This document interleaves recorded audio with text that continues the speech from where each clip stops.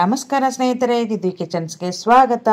ಇವತ್ತು ನಾನೊಂದು ಸ್ಪೆಷಲ್ ಅಡುಗೆಯನ್ನು ಮಾಡ್ತಾ ಇದ್ದೇನೆ. ಅತ್ಯಂತ ಹಳೆಯ ಕಾಲದ ಸಾಂಪ್ರದಾಯಿಕ ಅಡುಗೆಗಳಲ್ಲಿ ಒಂದಾದಂತಹ ಹಸಿರು ಬಟಾಣಿಯ ಹಾಲೋಗರ. ಇದನ್ನ ತರಕಾರಿಯಿಂದಲೂ ಕೂಡ ನಾವು ಮಾಡಬಹುದು. ತುಂಬಾ ಅಂದ್ರೆ ತುಂಬಾ ರುಚಿಯಾಗಿರ್ತದೆ. ಮತ್ತೆ ಮತ್ತೆ ನೀವು ಮಾಡಿ ತಿಂತೀರಾ. ಒಂದ್ಸಲ ಮಾಡಿದ್ರೆ ತೃಪ್ತಿ ಅಂತೂ ಖಂಡಿತ ಆಗೋದಿಲ್ಲ. ವಾರಕ್ಕೆ 2 ರಿಂದ 3 ಸಲ ನೀವು ಈ ಪಲ್ಯವನ್ನ ಮಾಡಿ ತಿಂತೀರಾ. ಇದು ನಾನು ಗ್ಯಾರಂಟಿ ಕೊಡ್ತೀನಿ, ಅಷ್ಟೊಂದು ರುಚಿಯಾಗಿರ್ತದೆ. ಬನ್ನಿ ಹಾಗಿದ್ರೆ ಹೇಗೆ ಮಾಡೋದು ಅಂತ ನೋಡೋಣ. ನಾನಿಲ್ಲಿ ಒಂದು ಈರುಳ್ಳಿಯನ್ನು ಕಟ್ ಮಾಡ್ಕೊಳ್ತಾ ಇದ್ದೇನೆ. ಹಾಗೆ 1 ಗಡ್ಡೆ ಬೆಳ್ಳುಳ್ಳಿಯನ್ನು ಸುಲಿದಿಟ್ಕೊಂಡಿದ್ದೇನೆ. 1 ಕಪ್ ಕಾಯಿ ತುರಿ ತೊಗೊಂಡಿದ್ದೇನೆ. ಕರಿಬೇವು, ಕೊತ್ತಂಬರಿ ಸ್ವಲ್ಪ ತೊಗೊಂಡಿದ್ದೇನೆ. ಮತ್ತು 1 ಬಟ್ಲಾಗುವಷ್ಟು ನಾನು ಹಸಿರು ಬಟಾಣಿಯನ್ನು ತೊಗೊಂಡಿದ್ದೇನೆ. ಇದು ಹಸಿ ಬಟಾಣಿ, ನೀವು ಫ್ರೋಝನ್ ಬಟಾಣಿ ಕೂಡ ತೊಗೊಳ್ಬೋದು.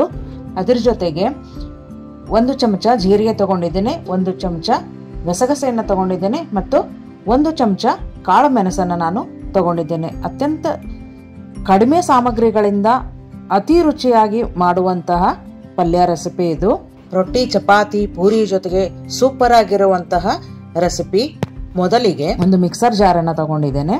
ಆ ಮಿಕ್ಸರ್ ಜಾರ್ನಲ್ಲಿ 1 ಗಡ್ಡೆ ಬೆಳ್ಳುಳ್ಳಿ ಸುಲಿದಿಟ್ಕೊಂಡಿರ್ತೀವಲ್ಲ, ಆಗ ಬೆಳ್ಳುಳ್ಳಿಯನ್ನು ಹಾಕೊಳ್ತಾ ಇದ್ದೇನೆ. ಹಾಗೆ 1 ಈರುಳ್ಳಿ ಕಟ್ ಮಾಡಿ ಇಟ್ಕೊಂಡಿದ್ದೆ, ಅದರಲ್ಲಿ ಅರ್ಧ ಈರುಳ್ಳಿಯನ್ನು ನಾನು ರುಬ್ಬೋದಕ್ಕೆ ಹಾಕೊಳ್ತಾ ಇದ್ದೇನೆ. ಹಾಗೆ ಗಸಗಸೆಯನ್ನು ಕೂಡ ರುಬ್ಬೋದಕ್ಕೆ ಸೇರಿಸ್ಕೊಳ್ತಾ ಇದ್ದೇನೆ. ಹಾಗೆಯೇ 1 ಚಮಚ ಜೀರಿಗೆಯನ್ನು ಹಾಕೊಳ್ತಾ ಇದ್ದೇನೆ. ನಾವು ಎಲ್ಲ ಸಾಮಗ್ರಿಗಳನ್ನು ರುಬ್ಬಿ ಮಾಡೋದ್ರಿಂದ ತುಂಬ ಅಂದರೆ ತುಂಬ ರುಚಿಯಾಗಿ ಇರ್ತದೆ ಪಲ್ಯ. ಹಾಗೆ ಕಾಳು ಮೆಣಸನ್ನು ನಾನು 1 ಚಮಚ ಹಾಕ್ಕೊಂಡಿದ್ದೇನೆ. ಮತ್ತು ಹಸಿ ಕಾಯಿ ತುರಿಯನ್ನು ನಾನು 1 ಕಪ್ ತಗೊಂಡಿದ್ದೆ, ಅದನ್ನು ಕೂಡ ಮಿಕ್ಸರ್ ಜಾರ್ಗೆ ಹಾಕೊಳ್ತಾ ಇದ್ದೇನೆ. ಎಲ್ಲವನ್ನು ನಾವು ಈಗ ಮಿಕ್ಸರ್ ಮಾಡ್ಕೊಳ್ಬೇಕು. ಕೊತ್ತಂಬರಿ ಸೊಪ್ಪನ್ನು ಕೂಡ ಇದಕ್ಕೆ ಸೇರಿಸ್ಕೊಳ್ತಾ ಇದ್ದೇನೆ. ಹಾಗೆ 1 ಎಸಳು ಕರಿಬೇವನ್ನು ಕೂಡ ನಾನು ಇದೇ ಮಿಕ್ಸರ್ ಜಾರ್ಗೆ ಸೇರಿಸ್ಕೊಂಡು ಸ್ವಲ್ಪ ನೀರು ಹಾಕಿ ಎಲ್ಲವನ್ನು ನಾನು ರುಬ್ಕೊಂಡು ಬರ್ತೇನೆ. ಈಗ ಒಲೆ ಹಚ್ಕೊಳ್ಳೋಣ. ಒಲೆ ಮೇಲೆ ಒಂದು ಕಡಾಯಿಯನ್ನು ಇಟ್ಕೊಂಡಿದ್ದೇನೆ. ಇದಕ್ಕೆ 2 ರಿಂದ 3 ಚಮಚ ಎಣ್ಣೆಯನ್ನು ಹಾಕ್ಕೊಂಡಿದ್ದೇನೆ. ಹಾಗೆ ಎಣ್ಣೆ ಕಾದ್ಮೇಲೆ 1 ಚಮಚ ಸಾಸಿವೆ, 1 ಚಮಚ ಜೀರಿಗೆಯನ್ನು ಹಾಕ್ಕೊಂಡಿದ್ದೇನೆ. ಹಾಗೆ 1/2 ಚಮಚ ಆಗುವಷ್ಟು ಅರಿಶಿನ ಪುಡಿಯನ್ನು ನಾನು ಹಾಕ್ಕೊಳ್ತಾ ಇದ್ದೇನೆ. ಹಾಗೆ ಅರ್ಧ ಈರುಳ್ಳಿಯನ್ನು ಉಳಿಸ್ಕೊಂಡಿದ್ವಲ್ಲ, ಆ ಈರುಳ್ಳಿಯನ್ನು ಹಾಕ್ಕೊಂಡು ಚೆನ್ನಾಗಿ ಫ್ರೈ ಮಾಡ್ಕೊಳ್ತಾ ಇದ್ದೇನೆ. ರುಚಿಗೆ ತಕ್ಕಷ್ಟು ಉಪ್ಪನ್ನು ಹಾಕ್ಕೊಳ್ತಾ ಇದ್ದೇನೆ. ಉಪ್ಪು ಹಾಕಿ ನಾವು ಈರುಳ್ಳಿಯನ್ನು ಸ್ವಲ್ಪ ಬಾಡಿಸ್ಕೊಳ್ಬೇಕು. ಈರುಳ್ಳಿ ಇವಾಗ ಕೆಂಪಗಾಗಿದೆ. ಇದಕ್ಕೆ ನಾನು 1 ಎಸಳು ಕರಿಬೇವನ್ನು ಹಾಕ್ಕೊಳ್ತಾ ಇದ್ದೇನೆ. ಹಾಗೆ ಮಿಕ್ಸರ್ನಲ್ಲಿ ರುಬ್ಬಿಟ್ಕೊಂಡಿರ್ತೀವಲ್ಲ, ಆ ಮಿಶ್ರಣವನ್ನು ನಾವು ಈಗ ಈ ಈರುಳ್ಳಿ ಮಿಶ್ರಣಕ್ಕೆ ಸೇರಿಸ್ಕೊಳ್ಳೋಣ ಅಂತ. ಇದನ್ನು ಕೂಡ ಹಸಿ ವಾಸನೆ ಹೋಗೋವರೆಗೂ ನಾವು ಚೆನ್ನಾಗಿ ಬಾಡಿಸ್ಕೊಳ್ಬೇಕು.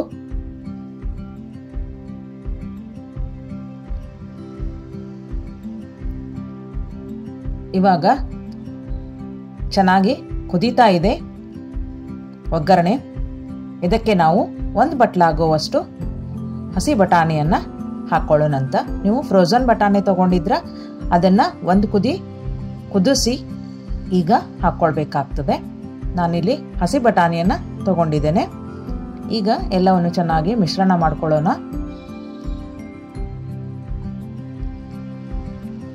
ಹಾಗೆಯೇ ಕಾಳು ಕುದಿಲಿಕ್ಕೆ ಎಷ್ಟು ನೀರು ಬೇಕು ಅಷ್ಟನ್ನು ಮಿಕ್ಸರ್ ಜಾರಿಗೆ ಸ್ವಲ್ಪ ನೀರು ಹಾಕಿ ನಾನು ಅದನ್ನು ಸೇರಿಸ್ಕೊಳ್ತಾ ಇದ್ದೇನೆ. ಕಾಳು ಚೆನ್ನಾಗಿ ಕುದಿಬೇಕು.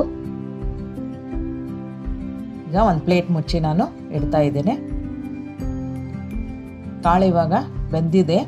1 ಚಮಚ ನಾನು ಖಾರದ ಪುಡಿ ಹಾಕ್ಕೊಳ್ತಾ ಇದ್ದೇನೆ. ಹಾಗೆಯೇ 1 ಚಮಚ ತುಪ್ಪವನ್ನು ಹಾಕ್ಕೊಳ್ತಾ ಇದ್ದೇನೆ. ತುಪ್ಪ ಹಾಕೋದ್ರಿಂದ ಪಲ್ಯದ ರುಚಿ ಇನ್ನೂ ಹೆಚ್ಚಾಗ್ತದೆ. ಒಂದ್ಸಲ ಎಲ್ಲವನ್ನ ಸರಿಯಾಗಿ ಮಿಕ್ಸ್ ಮಾಡ್ಕೊಳ್ಬೇಕು. ಕಾಳು ಇವಾಗ ಬೆಂದಿದೆ. ಪಲ್ಯ ಈ ರೀತಿ ಗಟ್ಟಿಯಾಗಿಯೇ ಇರಬೇಕು. ಇದಕ್ಕೆ ನಾವು ಬಟಾಣಿ ಅಲ್ಲದೇನೆ ಬದನೆಕಾಯಿ ಹಾಕೊಳ್ಬಹುದು. ಬೇರೆ ಯಾವುದೇ ತರಕಾರಿನ, ನಿಮ್ಗೆ ಇಷ್ಟವಾದ ತರಕಾರಿಯನ್ನ ಹಾಕೊಳ್ಬಹುದು. ಅವರೆಕಾಳನ್ನು ಕೂಡ ಹಾಕೊಳ್ಬಹುದು. ಇವಾಗ ಚೆನ್ನಾಗಿ ಕಾಳು ಕುದೀತಾ ಇದೆ ಪಲ್ಯ. ಈಗ ಮುಚ್ಚಳ ಮುಚ್ಚಿ ಸ್ಟವ್ ಆಫ್ ಮಾಡೋಣಂತ. ನಂತರ 1-2 ನಿಮಿಷ ಪಲ್ಯ ತಣ್ಣಗಾದ್ಮೇಲೆ ಇದಕ್ಕೆ ನಾವು 1 ಕಪ್ನಷ್ಟು ಕಾಯಿಸಿ ಆರಿಸಿದಂತ ಹಾಲನ್ನ ಸೇರಿಸ್ಕೊಳ್ಬೇಕು. ಹಾಲು ಹಾಕಿದ ಮೇಲೆ ನಾವು ಕುದಿಸ್ಕೊಳ್ಬಾರ್ದು. ಇದು ಬಿಸಿ ಇರುವಾಗ್ಲೇನೆ ಕಾಯಿಸಿ ಆರಿಸಿರುವಂತ ಹಾಲನ್ನ ಸೇರಿಸ್ಕೊಂಡು ಚೆನ್ನಾಗಿ ಮಿಕ್ಸ್ ಮಾಡಿದ್ರೆ ನಮ್ಮ ಹಾಲೋಗರ ತಯಾರಾಗಿದೆ. ಬಹಳ ರುಚಿಯಾಗಿ ಇರ್ತದೆ. ನೀವು ಒಂದ್ಸಲ ಮಾಡಲೇಬೇಕಾದಂತಹ ರೆಸಿಪಿ. ಸ್ನೇಹಿತರೆ, ನನ್ನ ರೆಸಿಪಿಗಳು ಇಷ್ಟ ಆದಲ್ಲಿ ನನ್ನ ಚಾನಲನ್ನು ಸಬ್ಸ್ಕ್ರೈಬ್ ಮಾಡ್ಕೊಂಡು ನೋಡಿ. ಹಾಗೆ ಒಂದು ಲೈಕ್ ಕೊಡೋದನ್ನು ಮರಿಬೇಡಿ ಮತ್ತು ನಿಮ್ಮ ಫ್ರೆಂಡ್ಸ್ ಆ್ಯಂಡ್ ಫ್ಯಾಮಿಲಿಗೆ ಹೊಸ ಹೊಸ ರುಚಿಗಳನ್ನು ಶೇರ್ ಮಾಡೋದನ್ನು ಮರಿಬೇಡಿ. ತುಂಬಾ ರುಚಿಯಾಗಿರ್ತದೆ ಈ ಹಾಲೋಗರ. ನೀವು ಒಂದ್ಸಾರಿ ತಪ್ಪದೆ ಮಾಡ್ತೀರಾ ಅಂತ ಅಂದ್ಕೊಂಡಿದ್ದೇನೆ. ಈ ರೀತಿ ಸಾಂಪ್ರದಾಯಿಕ ಅಡುಗೆಗಳನ್ನು ಮಾಡಿ ಮನೆಯವರೆಲ್ಲ ಊಟ ಮಾಡಿ ಚೆನ್ನಾಗಿರಿ, ಆರೋಗ್ಯವಾಗಿರಿ ಅಂತ ಹೇಳ್ತಾ ಮುಂದಿನ ಹೊಸ ರೆಸಿಪಿಯೊಂದಿಗೆ ನಾನು ಮತ್ತೆ ನಿಮ್ಮ ಜೊತೆಗೆ ವಿಡಿಯೋದಲ್ಲಿ ಸಿಗ್ತೇನೆ. ಅಲ್ಲಿವರೆಗೂ ಧನ್ಯವಾದಗಳು.